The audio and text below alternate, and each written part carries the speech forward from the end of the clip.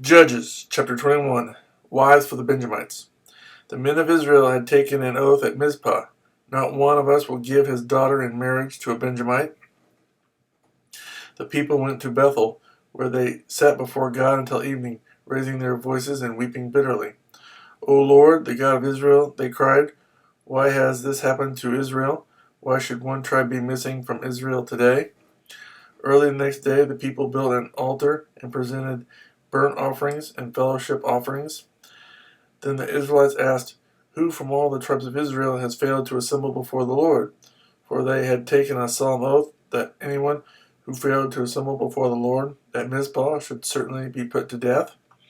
Now the Israelites grieved for their brothers, the Benjamites. Today one tribe is cut off from Israel, they said. How can we provide wives for those who are left, since we have taken an oath by the Lord not to give them any of our daughters in marriage? Then they asked, which one of the tribes of Israel failed to assemble before the Lord at Mizpah? They discovered that no one from Jabesh Gilead had come to the camp for the assembly, for when they counted the people, they found that none of the people of Jabesh Gilead were there. So the assembly sent 12,000 fighting men with instructions to go to Jabesh Gilead and put to the sword those living there, including the women and children. This is what you are to do, they said. Kill every male and every woman who is not a virgin.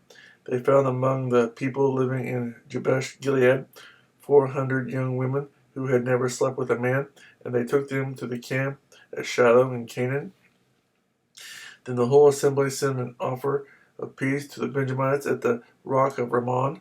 So the Benjamites returned at that time and were given the women of Jabesh Gilead who had been spared, but there were not enough for all of them. The people grieved for Benjamin because the Lord had made a gap in the tribes of Israel. And the elders of the assembly said, with the women of Benjamin destroyed, how shall we provide wives for the men who are left? The Benjamite survivors must have heirs, they said, so that a tribe of Israel will not be wiped out. We can't give them our daughters as wives, since we Israelites have taken this oath. Cursed be anyone who gives a wife to a Benjamite.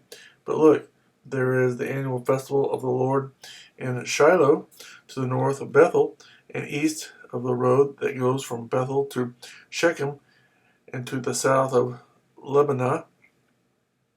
So they instructed the Benjamites, saying, go and hide in the vineyards and watch. When the girls of Shiloh come out to join in the dancing, then rush from the vineyards, and each of you seize a wife from the girls of Shiloh, and go to the land of Benjamin. When their fathers or brothers complain to us, we will say to them, do us a kindness by helping them, because we did not get wives for them during the war, and you are innocent, since you did not give your daughters to them. So that is what the Benjamites did. While the girls were dancing, each man caught one and carried her off to be his wife.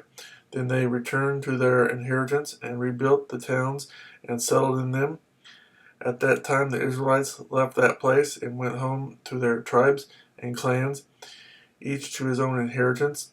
In those days Israel had no king. Everyone did as he saw fit.